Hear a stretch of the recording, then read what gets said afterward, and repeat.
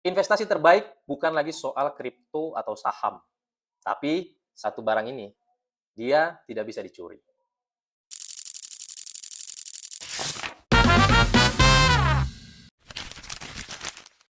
Halo teman-teman, kembali lagi bersama saya Zuan Helmi dalam episode eksklusif. Di Indonesia, sebenarnya peluang untuk belajar banyak hal sungguh terbuka lebar. Tinggal lagi siapa yang ingin berkesempatan mengenyam pendidikan lebih tinggi atau bahkan menganggap pendidikan itu tidak penting. Kita mengetahui bahwa sumber daya alam Indonesia begitu luasnya. Tetapi kita juga perlu sadar bahwa sumber daya alam Indonesia itu tidak akan mungkin bisa kita kelola dengan baik tanpa adanya sumber daya manusia yang mumpuni. Sumber daya manusia yang mumpuni itu dapat lahir dari rahim pendidikan. Tentu pendidikan cukup penting. Banyak orang menganggap bahwa pendidikan itu tidak begitu penting karena hanya mencetak orang-orang yang gemar bekerja tetapi tidak punya empati kepada masyarakat. Makanya Tan Malaka pernah bilang bahwa ketika kaum yang berpendidikan tidak mampu untuk melebur ke masyarakat, tidak bisa berdampak positif kepada masyarakat dan memberikan segala hal untuk masyarakat, maka pendidikan itu lebih baik tidak ada sama sekali. Tidak hanya soal itu, Ciputro mengatakan bahwa dari pendidikan, orang miskin bisa duduk satu meja dengan orang-orang besar.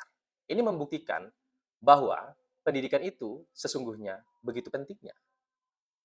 Tetapi teman-teman, kita juga perlu menyadari bahwa di Indonesia justru pemerintahnya tidak begitu mengutamakan soal pembangunan pendidikan. Tapi ya saya menyadari betul bahwa yang ditakutkan oleh pemerintah bukan soal rakyatnya miskin, tetapi yang ditakutkan oleh pemerintah adalah ketika rakyatnya menjadi cerdas.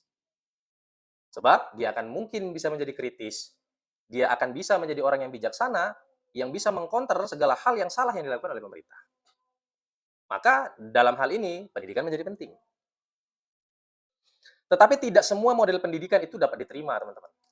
Di Indonesia, model pendidikan itu lebih fokus soal menghafal, menerima apa saja yang diajarkan oleh guru misalnya. Siswa tidak pernah diajarkan untuk bersikap kritis, menjadi pembeda terhadap sesuatu yang disampaikan oleh guru. Misal, guru mengatakan bahwa bumi itu bulat. Siswa akan sepenuhnya menerima apa yang disampaikan oleh gurunya. Tidak satu pun siswa mengatakan bahwa bumi itu tidak bulat. Bumi bisa saja tidak bulat. Tidak ada yang kontra terhadap satu pendapat tertentu. Walaupun itu sebenarnya adalah satu teori tertentu yang guru sampaikan untuk kemudian dihafal oleh siswanya misalnya. Belum lagi kita menyadari betul bahwa soal kemampuan guru untuk bisa mendalami kemampuan siswa. Kita selalu memaksakan bahwa siswa harus mengetahui semua mata pelajaran dan memahaminya. Padahal kita tahu tidak semua siswa pintar matematika, tidak semua siswa memahami biologi, tidak semua siswa mengerti soal geografi. Bisa saja mereka peminatannya adalah olahraga, bisa juga mereka peminatannya soal filsafat. Bisa jadi mereka peminatannya soal teologi.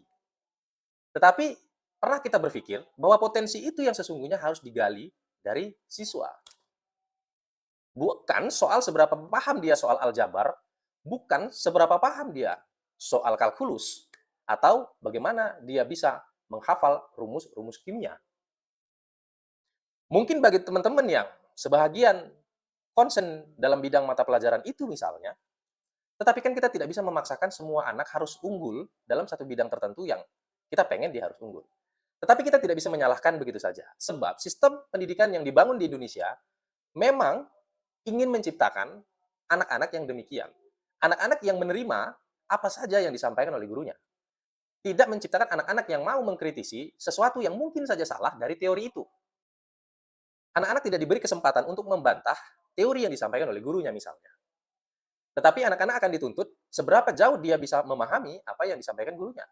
Seperti yang tadi di awal saya contohkan bahwa guru geografi menyampaikan anak-anak bahwa bumi itu adalah bulat. Tidak satu pun anak-anak itu mampu membantah bu guru, tetapi yang saya ketahui dan yang saya pelajari, justru bumi itu datar. Terlepas bulat atau datar yang benar, tetapi kita akan mau ya tertuju pada soal anak itu berani untuk interupsi. Berani untuk membuat sesuatu yang kontra terhadap teori tertentu. Di Cina misalnya, kenapa kok Cina bisa menciptakan sesuatu? Handphone, elektronik. Kenapa kok Jepang bisa menciptakan sepeda motor, mobil, segala hal yang berbentuk otomotif? Karena mereka memang dirakit untuk menciptakan sesuatu, bukan menghafal sesuatu. Mereka dirakit untuk berani berbuat sesuatu, menciptakan sesuatu, walaupun benar atau salahnya. Dan sesungguhnya teman-teman, pendidikan yang demikian inilah yang harusnya dilakukan dan diterapkan di Indonesia. Ya, walaupun tidak semua orang punya mindset yang sama. Ada orang beranggapan bahwa untuk apa pendidikan tinggi? Toh juga pada akhirnya semua orang akan mencari kerja. Untuk apa pendidikan tinggi bagi ibu rumah tangga yang pada akhirnya dia akan menjadi ibu rumah tangga? Padahal kita menyadari betul bahwa pendidikan awal bagi seorang anak adalah rumah, menjadi tempat belajarnya mereka. Makanya berbagai adagium mengatakan bahwa madrasah pertama seorang anak itu adalah ibunya. Dari situ kan sudah terjawab bahwa begitu sangat pentingnya pendidikan bagi sesiapapun, baik itu seorang ayah, seorang ibu, maupun seorang anak. Karena dari kumpulan ini, ya, akan terlahir generasi-generasi emas di Indonesia. Tetapi kita juga tidak boleh melupakan, teman-teman, bahwa salah satu kunci pendidikan ini menjadi unggul adalah tentang kualitas pendidiknya, kualitas gurunya, kualitas dosennya.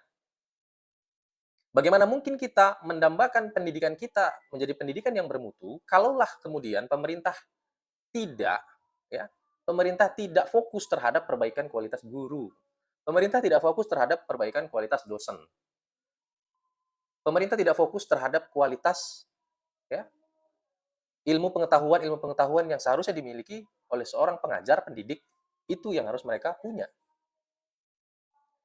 Sehingga mereka tidak hanya fokus tentang bagaimana memahami sesuatu, tetapi mereka juga akan berani kontra terhadap sesuatu itu. Padahal sebenarnya dalam Islam sudah jelas bahwa pendidikan itu sesungguhnya adalah menghindari daripada kezoliman. Karena ketidaktahuan adalah salah satu cara orang untuk mudah menzolimi orang lain. Kadang-kadang memang keterbatasan itu menjadi kendala. Tidak semua orang punya kemampuan untuk lanjut pendidikan tinggi misalnya. Tidak semua orang mampu untuk menguliakan anaknya misalnya. Bahkan rata-rata pendidikan di Indonesia menunjukkan lulusan terbanyak itu adalah lulusan sekolah dasar. Bukan lulusan SMP, bukan lulusan SMA, atau bukan lulusan perguruan tinggi. Ini membuktikan bahwa di Indonesia pendidikan itu masih minim. Jawaban dari ini adalah soal keseriusan pemerintah terhadap fokus untuk pembenahan pendidikan. Bagaimana guru-guru difasilitasi dengan insentif yang cukup sehingga mereka bersemangat untuk mengajar anak didik, tidak lagi berusaha mencari pekerjaan lain di luar pekerjaannya sebagai guru, sehingga mereka bisa fokus untuk mendidik anak didiknya. Bagaimana bangunan sekolah itu layak, tidak bocor, tidak kepanasan, sehingga anak-anak didik ini bisa nyaman. Sekolah-sekolah di pelosok diperhatikan, anggaran pendidikan itu diperbesar. Malahan negara tidak memprioritaskan itu. Kalau saja kemudian negara mau fokus terhadap pendidikan, maka kita tidak akan pernah kehilangan sumber daya manusia.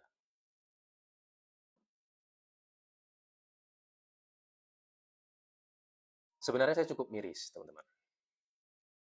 Banyak sekali anak-anak muda yang gagal dalam pendidikannya. Entah itu karena terpaksa atau kehilangan motivasi. Kalau saya lihat-lihat, ada beberapa sebabnya, teman-teman. Yang pertama, bahwa pendidikan yang dia jalani itu bukan tujuan hidupnya. Ada juga seorang anak tidak mau kuliah, tetapi dipaksa kuliah. Padahal dia lebih hobi olahraga misalnya. Karena keterpaksaan itu dia harus jalani hari demi hari, pendidikannya itu. Sesampainya pada saat dia jenuh, dia kehilangan motivasi, dan akhirnya gagal. Maka dari awal saya tadi sampaikan, bahwa setiap anak itu memiliki potensinya sendiri.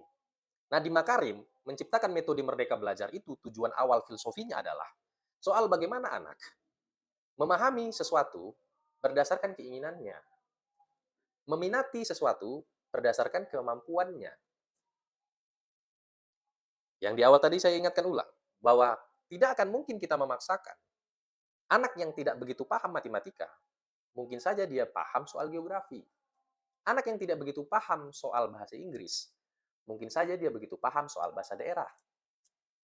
Anak yang tidak begitu paham belajar kalkulus, aljabar dua variabel, ya, anak yang tidak begitu paham soal rumus kimia, nitrogen, H2, dan lain sebagainya, mungkin saja dia hanya paham soal PPKN, mungkin saja dia hanya paham soal metode pelajaran yang lain, yang berbeda dengan pelajaran yang selama ini harus dihafal oleh dia. Ini akan menjadikan anak itu tidak akan bisa kompetitif maksimal, teman-teman. Seorang anak itu tidak akan bisa mengeksplor dirinya lebih baik lagi karena peminatannya itu yang dipilih bukan karena kehendak hatinya. Maka sebaiknya guru-guru pada hari ini harus lebih memahami membaca karakter anak. Semua guru harus begitu mendalami soal ilmu psikologi sehingga dia bisa memahami kemampuan anak ini pada bidang tertentu. Boleh saja semua anak belajar semua mata pelajaran. Tetapi cari tahu anak mana yang dia fokus kepada satu mata pelajaran, sehingga itu nanti menjadi bekalnya ketika dia akan melanjutkan pendidikan tinggi misalnya. Ini adalah tuntutan untuk guru bisa mengeksplor soal ini, teman-teman. Perdebatan mindset soal kenapa harus pendidikan tinggi, toh juga nantinya kita bisa mengembangkan usaha orang tua tanpa pendidikan. Toh juga orang kaya di luar sana itu adalah orang yang tidak berpendidikan. Toh juga orang kaya di luar sana adalah orang yang tidak sekolah. Saya tidak sekolah, dengan saya tidak sekolah saya bisa membangun bisnis saya. Sebenarnya ukurannya bukan itu, teman-teman. Ukurannya bukan soal pendidikan itu mampu membuat kita kaya, tetapi soal bagaimana pendidikan itu mampu membuat kita bisa berpikir, mampu membuat kita bisa bijaksana dalam menghadapi segala risiko, mengambil keputusan, dan bermanfaat bagi banyak orang. Maka dalam dunia perkuliahan misalnya, ada istilah kupu-kupu, kuliah pulang. Apakah itu salah? Tidak sepenuhnya salah, teman-teman. Tapi ini soal bagaimana ya dia menikmati masa pendidikannya itu. Ada orang yang dia menemukan kenikmatan pada saat dia menjalani pendidikan itu, ada juga orang yang merasa bahwa pendidikan itu adalah beban baginya. Teori itu akan terjawab dengan rumus bahwa pendidikan itu mungkin saja bukan minatnya, tetapi minatnya adalah sesuatu yang lain di luar itu. Sehingga pada akhirnya dia tidak akan happy, dia tidak akan menikmati masa-masa pendidikannya itu. Kalau dia menikmati masa-masa pendidikannya itu, pasti dia akan nyaman, akan happy, dan pasti dia akan berhasil untuk menyelesaikan studinya. Walaupun sebenarnya salah satu pendidikan yang paling penting itu adalah pendidikan moral atau etika.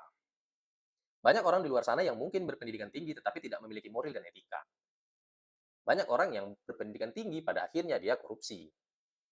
Banyak orang yang berpendidikan tinggi pada akhirnya dia melakukan manipulasi, merugikan masyarakat. Banyak orang yang mungkin dia berpendidikan tinggi tetapi dia tidak tahu apa yang harus dia lakukan sehingga dia bisa bermanfaat bagi masyarakat. Kita kembali kepada bahasa Tan Malaka tadi. Bahwa ketika kemudian orang yang berpendidikan itu tidak bisa bermanfaat untuk masyarakat, lebih baik pendidikan itu tidak ada sama sekali. Tetapi ironisnya, Tan Malaka, seorang yang menciptakan bahasa republik untuk negara kita, justru mati oleh bangsanya sendiri. Miris. Ada juga kadang orang yang di balik keterbatasannya punya keinginan kuat untuk meraih pendidikan tinggi. Tidak semua orang yang meraih pendidikan tinggi itu adalah orang yang mampu, teman-teman. Ada juga sebagian yang dengan keterbatasan finansial, dia akan berjuang mati-matian menghadapi realita dunia yang keras ini, tetapi dia tetap akan fokus untuk menyelesaikan studinya. Tidak mudah mungkin baginya untuk terus mengeksplor dirinya di dunia pendidikan yang semua membutuhkan biaya itu. Tetapi dia mampu menyelesaikan itu dengan baik, di balik keterbatasannya, di balik kekurangannya itu. Bahwa tentu Ali bin Abi Thalib juga pernah menyampaikan demikian. Warisan yang terbaik itu adalah pendidikan. Itu membuktikan bahwa harta ketika diwarisi bisa binasa. Tetapi mewarisi pendidikan adalah salah satu kunci untuk memuliakan peradaban. Ali bin Abi Thalib mengatakan demikian. Banyak orang-orang tersohor yang lahir dan kita kenal hari ini karena mereka berusaha terus belajar. Aristoteles, Karl Marx, Jeremy Bentham, atau siapapun di dunia ini, baik itu ilmuwan, filsuf, Ibnu Sina misalnya. Mereka lahir dari betapa mereka semangatnya untuk mencari tahu soal kebenaran. Mereka lahir dari betapa semangatnya mereka mencari tahu tentang kebodohan. Mereka lahir karena begitu semangatnya mereka untuk mencari tahu tentang kebijaksanaan. Tentu bahasa yang muncul dari saya tidak begitu mudah untuk dipahami. Oleh sebabnya, itu penting kita untuk mengenyam pendidikan agar segala hal bisa kita pahami. Saya tidak mengatakan bahwa teman-teman harus mengenyam pendidikan yang sama dengan saya atau mengenyam pendidikan yang sama dengan orang lain.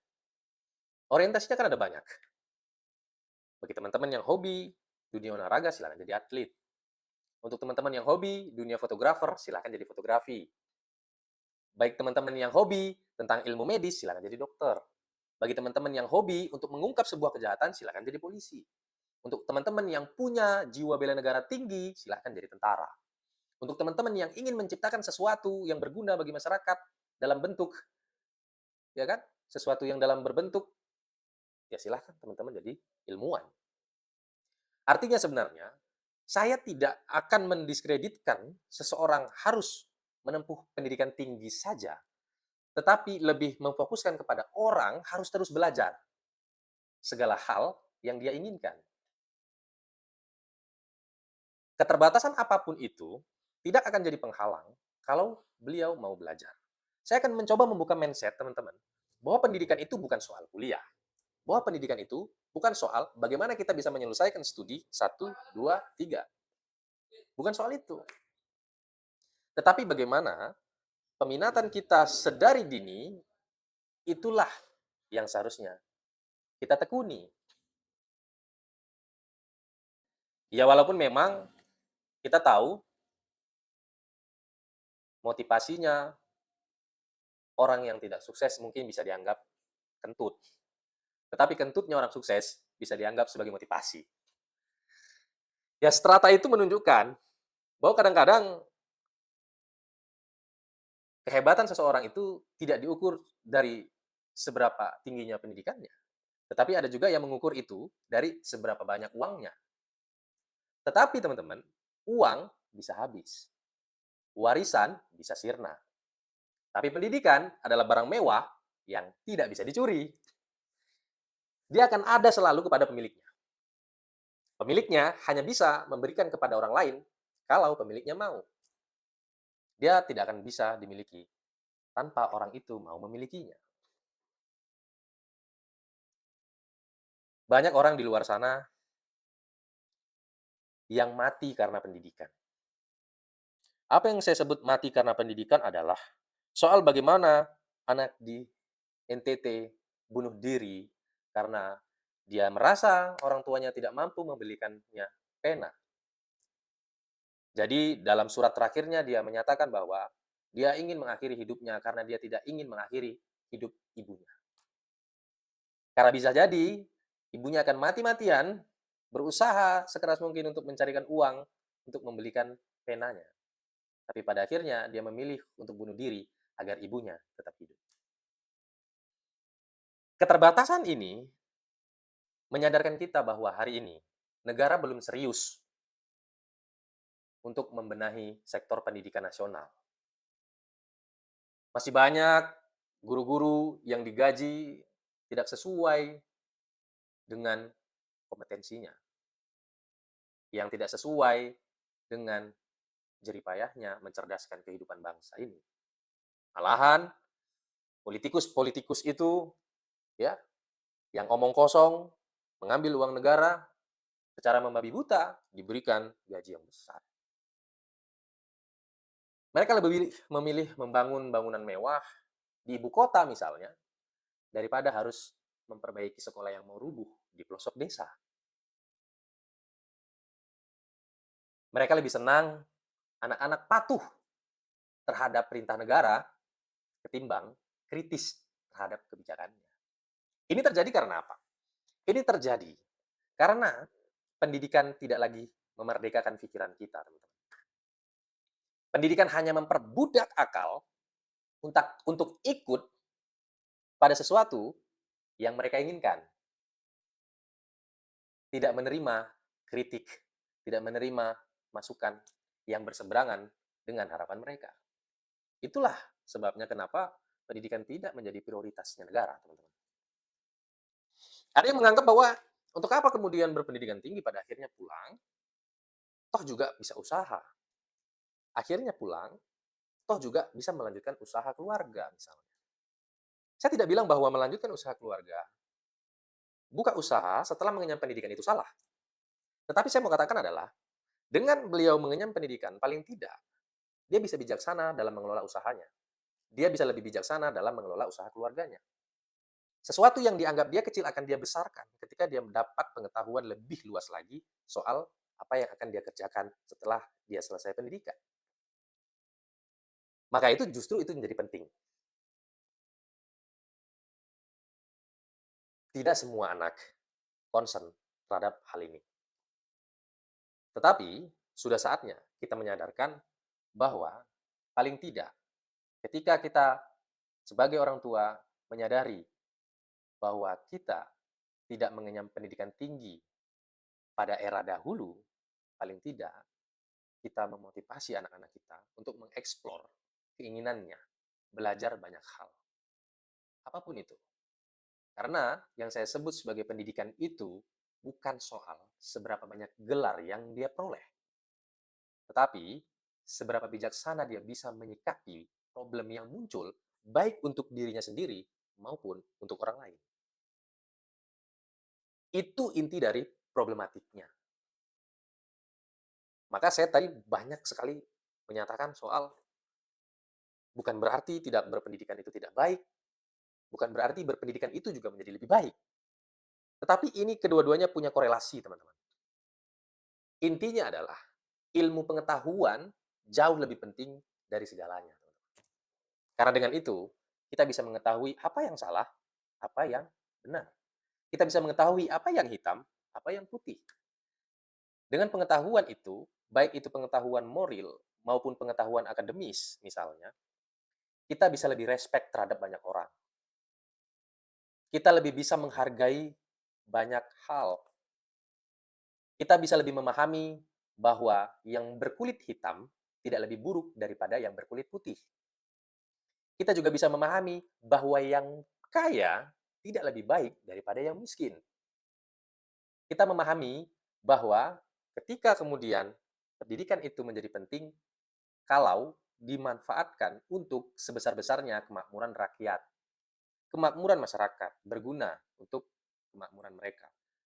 Tapi kalau kita menjadi egois, teman-teman, sekolah tinggi-tinggi, tetapi itu semua kita lakukan hanya untuk diri kita sendiri, saya katakan sekali lagi, dan ini yang dikatakan oleh Ali bin Abi Thalib, ya kan? Dan ini yang dikatakan oleh Tan Malaka, lebih baik pendidikan itu tidak ada sama sekali.